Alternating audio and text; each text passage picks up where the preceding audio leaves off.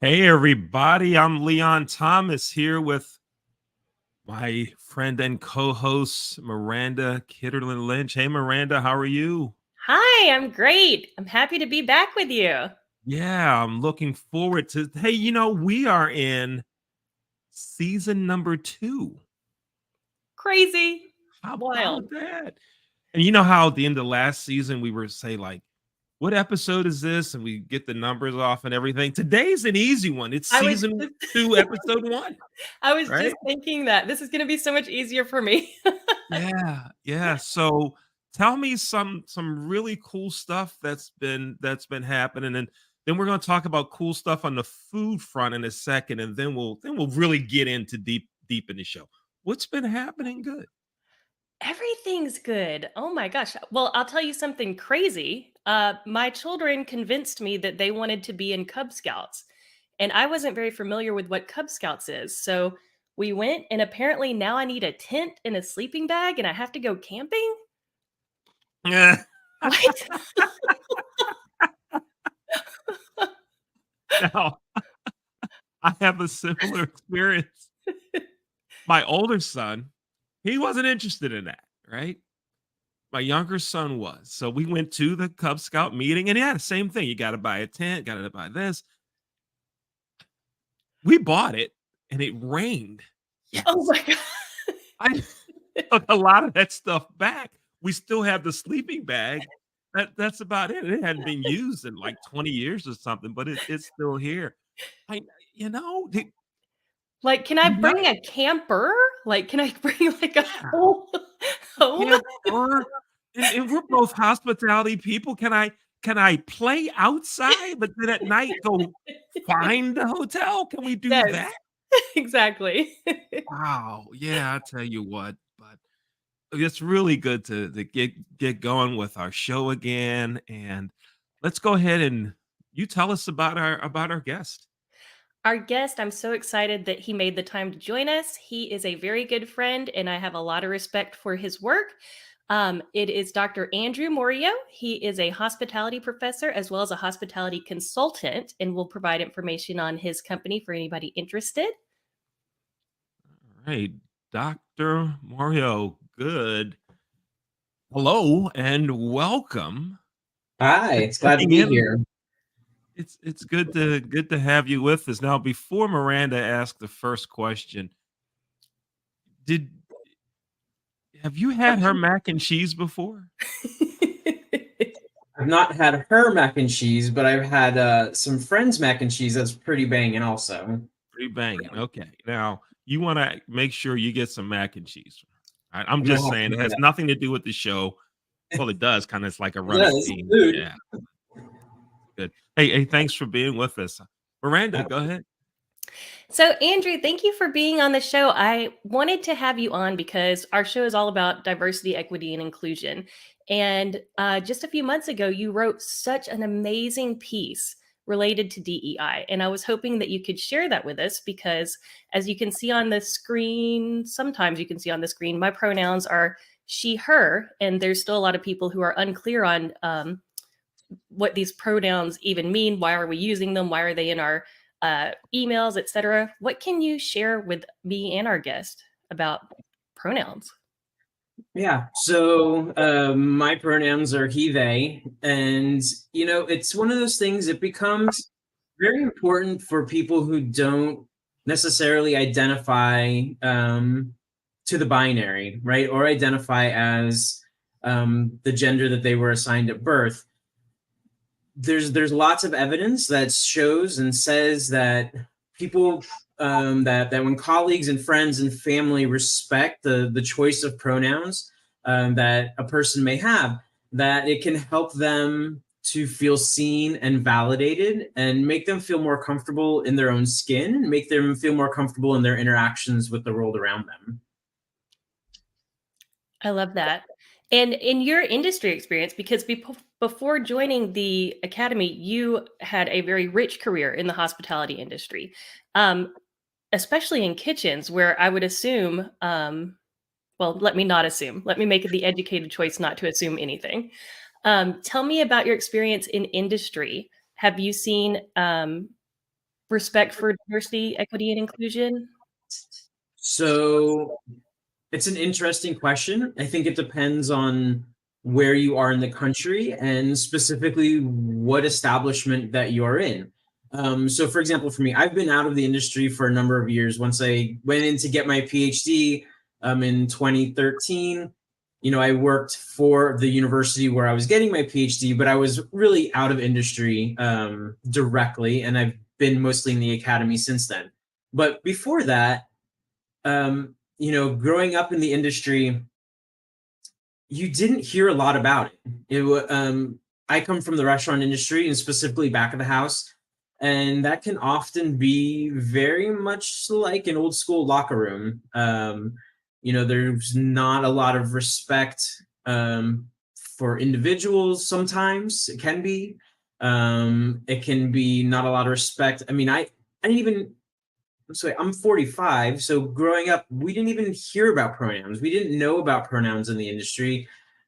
Sure, we knew we should be respecting people's wishes, but again, a lot of times that didn't happen. So I'm encouraged to, when I talk to people who are still in the industry, that it seems like some of that's definitely changing, that the old guard of the militant executive chef and the military style kitchen, it's not gone, but it's certainly fading and becoming I'm more inclusive, I suppose, softer in a way, understanding that we can still have a vibrant kitchen and a wonderful product and service without being driven by generally a man at the head of the kitchen who is kind of a jerk, right? I mean, I don't know if like the Gordon Ramsay style chef, if you want to, most people know who he is. So, luckily, I think that style of chefing, that style of managing a kitchen and running a restaurant, it's not gone, but it seems to be fading because in my experience, that doesn't lend itself very well to inclusion.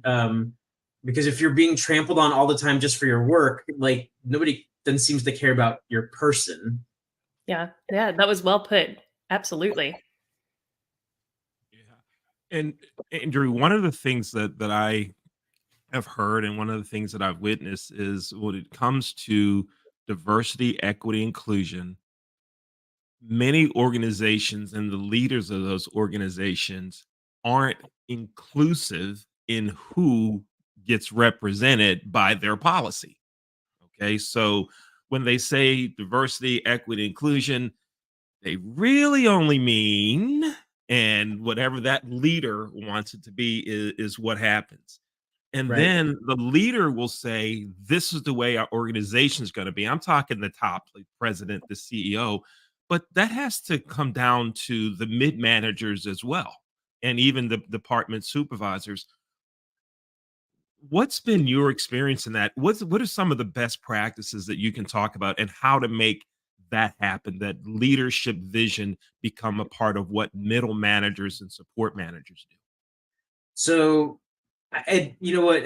I mean, it's wonderful that we're talking about DEI, but some of this comes down to, I don't want to say a failure of leadership, but just in general. Okay. So, this is my own personal bent on leadership. I'm very much come from a transformational and servant leadership style of thinking about things. And so I don't 100% believe in bottom to top leadership or top to bottom. I think it has to be this kind of combination of both, right? So you have to have stakeholders at the very top who believe in whatever it is, whatever agenda that you want to have push forward. So, and especially when it comes to DEI, but then you also have to have the stakeholders on the very bottom of the rung, right? So our hourly employees, if you don't get them on board and listen to what it is they want, then you're likely not to meet somewhere in the middle. Because I think that's really where we have to meet is we have to meet in the middle. So you need a vision from the top, you need a vision from leadership, but you also need to, those leaders need to then listen to what their employees, their followers want and need, to feel seen, heard, accepted. Because those people, once you feel seen, heard, and accepted, you're much more likely to to go above and beyond. In our nerdy language, we call that organizational citizenship behavior, right? But to do more than just what's written on the paper of your job description, right? To be invested in the organization, to take it further. Because a lot of times as HR professionals, you can't necessarily know everything you want that person to do up front. And we're relying on those people to maybe see where it is they can give more to the organization, and in the hopes that they are then getting more from the organization also. So to me, best practice is, yes, vision from the top, work from the bottom, meet in the middle, and middle management, so that everyone's on board, right? So that everyone knows the direction that you're going in. And I think, Leon, more specifically to, you do have leaders who have a bent on is this more about race and ethnicity? Is this more about gender and sexuality? And or is this more about ability versus disability? You know, and so in my experience, that last group are the ones that get left out the most, right? Talking about people with mental disabilities or physical handicaps, or any of these things where it's not just, they don't fit into the normative society, into the ableist society that we tend to live in. And so I think it's important for all of us to remember we also have blind spots, and to hopefully, by talking to our employees and learning what it is they need, that maybe we can be more inclusive with our inclusive policies, right? Remembering that there's a whole spectrum of folks that need support and equity. Yeah, I like it. I'm Leon Thomas here with Miranda Kitterlin Lynch, and our guest today on Checking In, a Lodging DEI Chat, is Andrew Moreo. This show is produced by the Leon Thomas Group. We're going to take a quick break. You're going to hear 2 commercials that were done by the team of the Leon Thomas Group, and then we're going to come back and continue our conversation with Andrew Moreo. Here we go.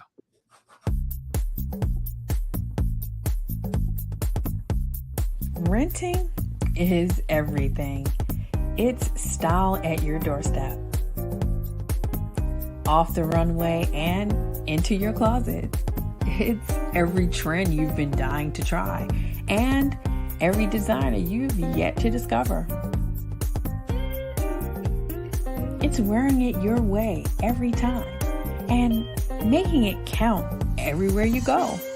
It's never worrying about what to wear, because something new is always coming your way. That's why renting is everything.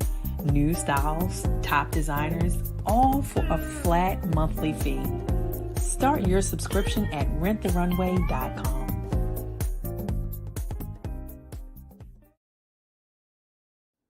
Slow roasted over hickory fire and pulled by hand. This is the way pit pork has always been done. Pulled pork lovers, rejoice. The smoky old days are back at the Smoke Shack.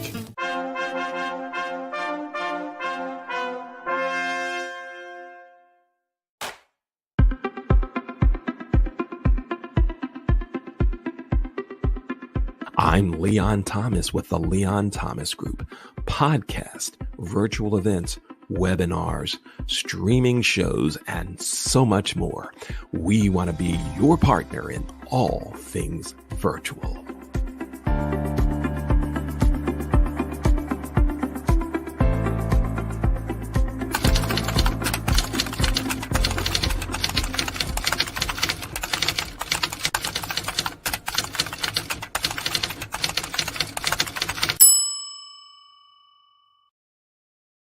Welcome back to Checking In, a Lodging DEI Chat.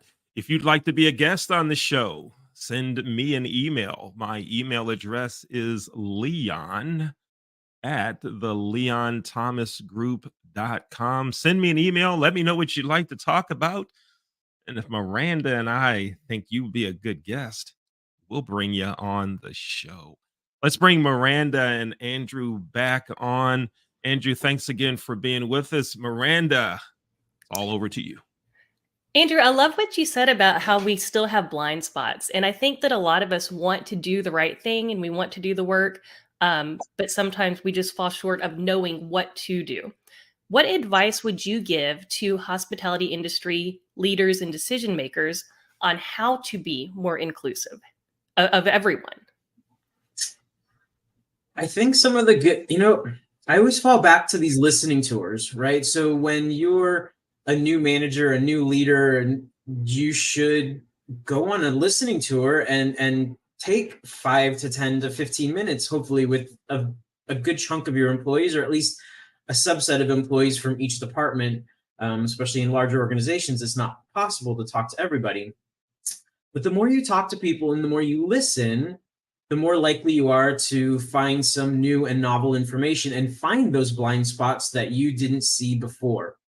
I think another thing that you can do is, following shows like this, listening to podcasts or watching shows that talk specifically about DEI, reading books about DEI, because all these things will help enlighten you to the blind spots. And then I think more importantly, once you have the attitude that you want to fix something, or that you recognize that maybe you have a blind spot, it's really taking that personal responsibility to go out and find the information.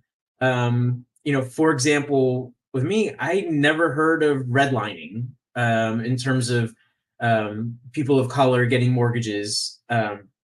So when I started to learn more about some of these practices, I realized what a blind spot I had. I learned what I had learned in school, and that was that. But I hadn't taken it any further, just assuming that I had been taught what I needed to be taught, and that was not right. Right. So I think the first is to understand we all have blind spots, and if you're a good leader should always be learning and stretching and trying to find that next thing. And if that next thing for you is exploring your blind spots and trying to eliminate them, then that's how you do it. You find books, you find people, you read, you talk to people, and you talk to your employees. I think that's great. And I love that you mentioned listening tours. I think that's beneficial for anybody in any position, right? Yeah. And I would give you a gentle pushback on finding books, because I think you got to be careful. I know growing up, my history books were not representative of true history. So Right. Well, and again, then it's like we tell our students, when it comes to critical thinking, there's something called the CRAP test out there, CRAAP, in terms of like digital literacy and trying to find out if websites are good and you can trust them. Well, the same thing goes for authors of books, especially if you're going to delve into something of a controversial area, which this can be, then it's probably important to find out and read where the background of that person, where are they coming from, what is their bent on this, before you invest in the book and read it and like, oh, this may not be representative of the actual issue at hand, or it's too political. Awesome. I love that. Leon, do we have time for one more question, or did you want to jump in? So, Andrew, I want to ask one more question before we get to one of our signature questions of the show. We understand that you're a hospitality consultant. Tell us some about your business. Yeah, so right now I've gotten into the whole expert witness field. So that's the majority of what I'm doing right now. I both represent plaintiffs and defendants, and really come from the food background. So a lot of it is providing expert opinion and testimony around food-related issues. So if someone got sick, or if they had an injury, or anything like that, that's where I come in. They need an expert to read over the case, look at all the documentation, read the depositions, and provide an opinion on who's right, if there's a case. Expert witness business. Okay, we're going to contact you because we want to get you on one of the other shows that the Leon Thomas Group produces to talk about that. Absolutely, I'd be happy to. Miranda, it's time for that signature question. Awesome. Can I get a drum roll, please?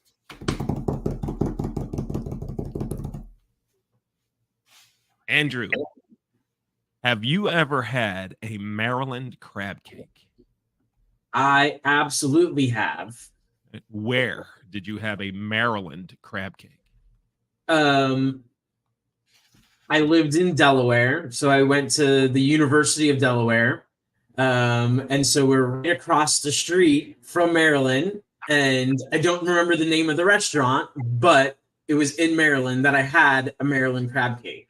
So you did cross the state line. I did. Yes, I did cross the state Okay. line because, yes, we call them Maryland crab cakes elsewhere, Yeah. but it's not, it's not Yeah. really that unless you're there. We had a guest once who was like from Kansas, right? The beef capital of the world. You ever had a Maryland crab cake? Yeah, I had one at the steak joint down the street yesterday. Shut up. Get off my show. Get out of here. Yeah. It's just like it's So hard to have a really good lobster roll outside of, Maine. yeah, you got it. That's right. Now you're talking. Now Yeah. you're talking. Good deal. All right. Miranda, I have give you one. Yep, one one more. final question. And it's one that we asked to all of our guests. If you could go back in time and tell your 20-year-old self one thing, what would it be? That's a hard one.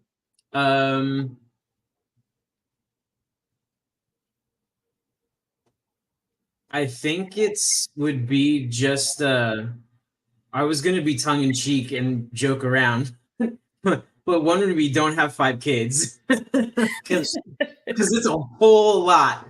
But I think in all seriousness, it's the same thing I tell my students when they graduate, or when they're about to graduate is chase the education, not the money. Chase the culture, right? So when you're looking for where you want to work and what you want to do next, it's okay if you don't know, right? And I have a lot of seniors graduating that they're 21, 22, they're still figuring it out. And I think telling them that's okay, right? You have hopefully 60 to 70 years ahead of you to work and figure this stuff out and do it. So be where you're at, enjoy where you're at, and if you can, try not to take a job just because you want a job or need a job. Try to, if you can, to find a place that actually fits your culture and where you would fit in. Because you're going to be much happier, you're going to produce more, and you're probably going to rise through the ranks a lot faster than if you're at an organization where you just don't quite fit. I love that. Andrew, thanks for being with us today on Checking In, a Lodging DEI chat. Thanks for sharing valuable insights and information with us. We appreciate you being our guest. Thank you so much.